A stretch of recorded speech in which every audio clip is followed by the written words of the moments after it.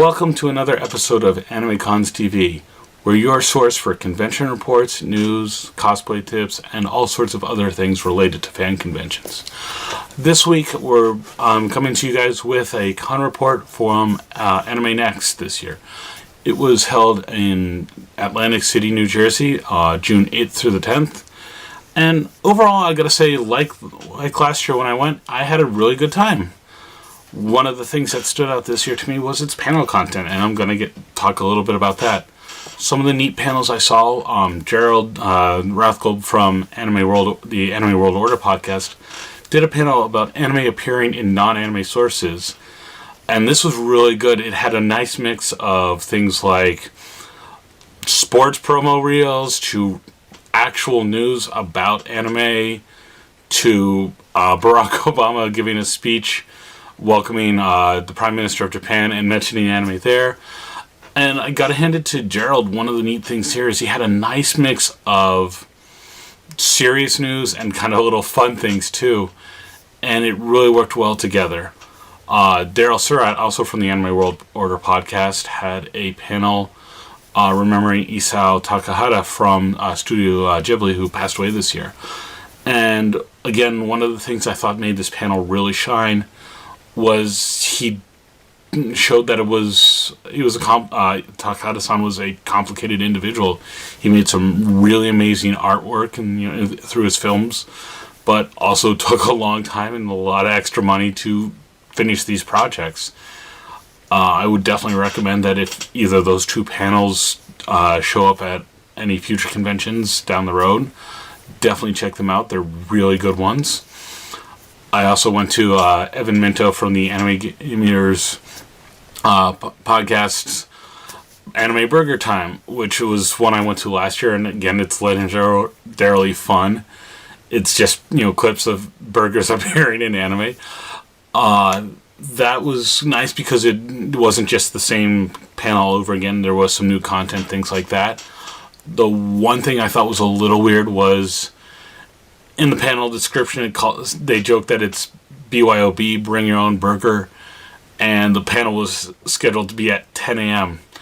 And even in an area like Atlantic City, it's a little hard to find a burger to take out that you can take with you and be ready to eat it at 10 a.m. We managed to do it. A couple of us found the Johnny Rockets at the Bally's hotel, which is not too far in one of the convention hotels, but again, maybe schedule a little later in the day. Just if you're doing that would be my one piece of advice to the people doing the schedule. But again, not a huge deal. We still had fun. It's still a fun panel. Another panel I caught part of was the Lauren and John from Gunpla 101 blog. They did a panel all about the character Char Aznavour from the Mobile Suit Gundam franchise and kind of both the character's history, like inside the story, but as well as how it's kind of become part of a cultural phenomenon, which was really good. As someone who submitted a panel to the convention and actually did present a panel, I have to say that this year was really good. I mean, last year, you may remember, in our con report, a lot of us were saying that panels were kind of a disaster. People weren't getting notified if their panel had been accepted or not. Schedules didn't match. There was a whole mess of issues. And this year, they really had their work cut out for them to make panels better and make kind of the behind-the-scenes work of having a panels track come together. And the con did it. That's really awesome to see a con that has a definite issue they need to tackle and knock it out of the park with flying colors. So I got to give their panels staff credit there. Next up, some stuff that stood out to me was the dealer's room. I kind of rated this dealer's room as so-so. Like, it just seemed very typical. Only one or two booths that seemed out of the ordinary. But I think that's more on my personal spending habits than anything else.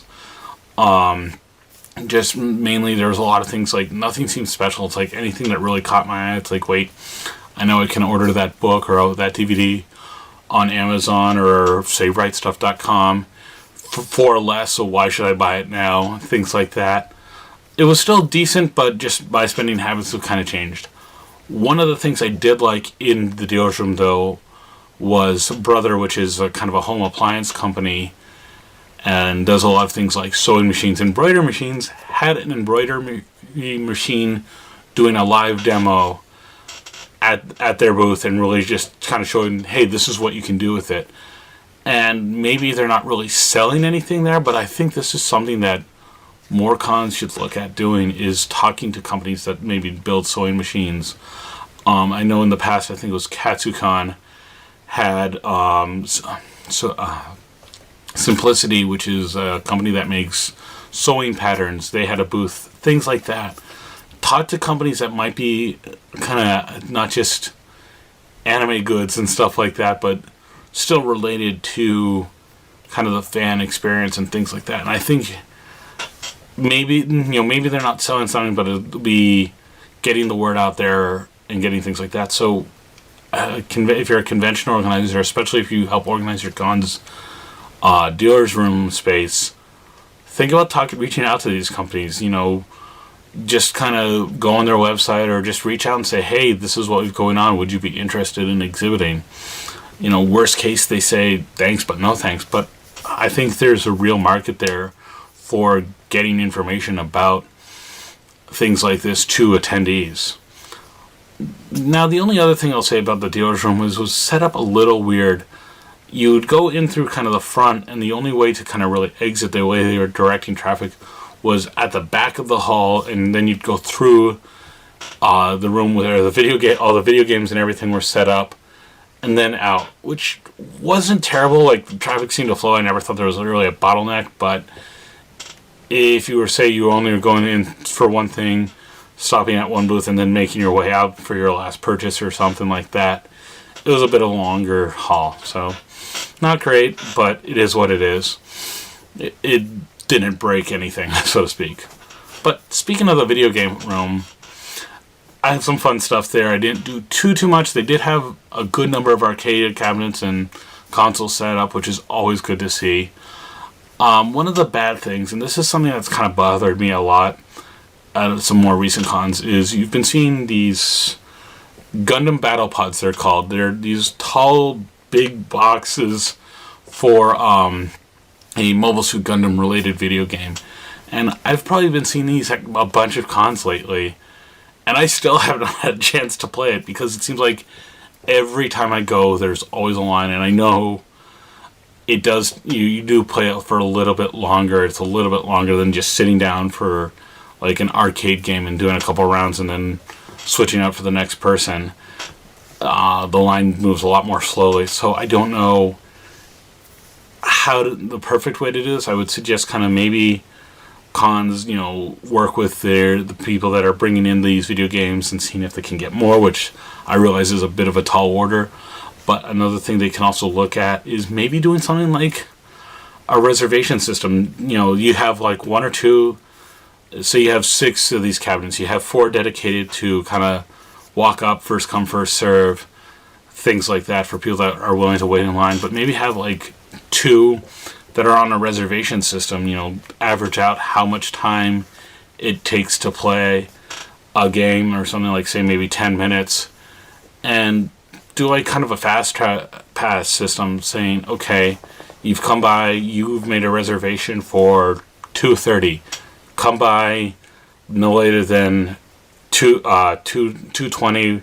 Be ready. Here's your ticket. You can't play without your ticket. Don't lose it. Things like that. And that way you get a chance to play, and you're not stuck waiting in line and possibly missing out on other things at the convention. So the other thing I'll mention about the video game is this was the first time I really kind of watched a video game tournament. I got knocked out of the first round of the Gundam Versus. It's another Gundam game because, yes, I like giant robots. But my friends, and I got to give the shout out to their name, Team Guntank, played it through the tournament all the way as the Guntank unit, which maybe we can get a little picture of it up here. It's not a great unit. It's kind of weak. It's kind of weird. It's not really anything you think of when you think of a Gundam, Mobile Suit, things like that. But they played through it the entire time and won, which is amazing. It was really fun to watch. But there were some issues there. So first off, the controls of the control setup within the consoles weren't set up properly. It was set up in a really poor way where whoever had like plugged in a different controller or something, like I think it was like a kind of like a arcade style joypad, had set it up to their custom settings, and they weren't restored back to the default setting, which is something they should have checked beforehand, because I know a couple of people were complaining that they, still did okay, but they couldn't do what they were expecting to do when they were pressing some of the certain buttons for some of the more complex moves.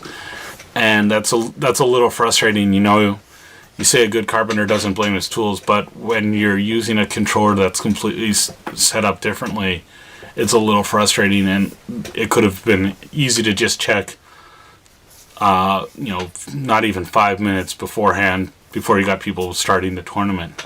So that was a little frustrating. They did fix it partway through, but it's, again, something that should have been addressed sooner. The other part about this tournament was they had it set up, they worked with a group to stream both the semi-final matches and the final match, which was cool because they had, could project it on screen. Friends of ours got to look at the stream later on and not only see what they did, but also listen to kind of the commentators make some comments about it and stuff like that. But it took, I want to say, almost an hour to switch over from the tables where they were playing the early matches to the area where they were setting up for the semifinal and final matches. And so there was a lot of just standing around waiting. I don't know if it was technical difficulty or what. I was with my friends that were waiting, and we didn't really get much of an update as to what was taking so long. And again, it seems like someone just along the way didn't set things up better sooner and things like that. It should have been pre-prepped, ready to go. And I don't know why it happened. But, again, Team Guntank won, and that was really fun to see. And I'll comment on that, too, because one of the things I saw that was really nice to see were all these teams that were playing up against each other. A match ended, both teams kept going up to each other, giving each other, nice handshakes. Hey, good game. Oh, it was awesome to see what you did, things like that. And everyone in the tournament, maybe this was because it was a very niche group, because it's a game that's kind of waned in popularity. It's a small group. Everyone was super cordial, and as an attendee and someone who was in the tournament too, it was nice to see that. No one was a sore loser, no one was a sore winner. Everyone was just there to have fun and share it with each other, and that was really cool to see. So, next up, some of you are probably wondering how the first ever AnimeCons TV live panel went. Well, we will upload it fully soon. It's going to be on the AnimeCons TV Extras feed. Warning now, it'll be about 90 minutes long, so just be prepared that you're going to have to sit through all of it if you want to check it out. I will say this much. Our attendance for it was a little bit affected by the time. It was scheduled against the Masquerade and Production IG, which is a Japanese anime company, their panel. So we were up against two big events, but I can't really complain about that. As an attendee who doesn't really go to the Masquerade a lot at conventions, I think I've maybe gone to 2 in the 18 years I've been going to anime conventions. I appreciate when there's programming going on that's not the Masquerade during the Masquerade, because you need counter programming. Not everyone wants to see that. Yes, it's a big event, but it's something that not everyone's going to want to see. So there is that. I think we still had a good time, and I hope you guys will check that part out. And again, cons having good, solid programming against the Masquerade is important. One other little thing I'll touch on is there was an issue of a fire alarm late Friday night, but there was never an issue there, and that's a big thing. There wasn't an actual fire. I think it was the rumor I heard going around. It was just kind of a small smoke machine for the late night dance kind of set a little too much smoke in the air and it set off the detector. But that happens. I think the thing that stands out here, though, is when I walked, I was in the hotel connected to the convention center, so I didn't see it, I just kind of saw the aftermath, but attendees were hanging out, polite, staff seemed to have the situation under control, and then the following 2 days of the convention, no one really, I never really heard anyone complain about it.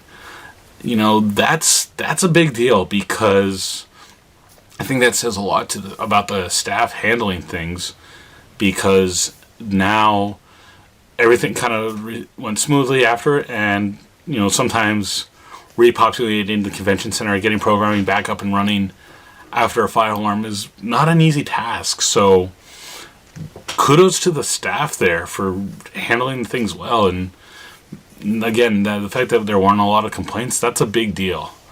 Really props to the staff there. So I guess the next question is, will I go back to AnimeNEXT? And honestly, I will say most likely, yeah, I go because I started going back to this convention because I have a lot of friends that I know that attend it. But after 2 years, I really see why. One of the things that this con does really well, and it really showed this year especially, is it's really good at its panel track, especially its featured panelist tracks. They have a bunch of people that are kind of constants, that they've been featured panelists for several years, but they also get people that are not the same one every year. They get different people every so often, so there is shifting content. There's a variety of topics. There's a variety of content, things like that. So if you want to check out some good panels in a pretty relaxed setting, like I never really saw any panel that was super full. I think if anything, there was lines for the start, you know, before seating happened, but I never really saw any panel over capacity, which seems like a good process for the planning thing. So good job there. It's really one of these cons' strengths. And once again, I think I'm going to come back next year. I really had a good time. I want to see this con continue to thrive. It's been interesting to see, even just in the 2 years I've gone, how much more the community of like the hotels and restaurants have started really realizing that this convention is a good thing for the local businesses and stuff like that. And that's something that really is a relationship you build over time. So seeing it happen right now is a big plus, and I think both AnimeNEXT and Atlantic City only stand to benefit from continuing to nurture that relationship. So if you went to AnimeNEXT and you have some thoughts, don't forget to shout us out. You can send us an email at podcast@animecons.tv. You can leave a comment on this on YouTube, or shout out us on Twitter at AnimeConsTV, and we're also at AnimeConsTV on all sorts of other social media. And I'm Doug Wilder, and we'll see you again soon.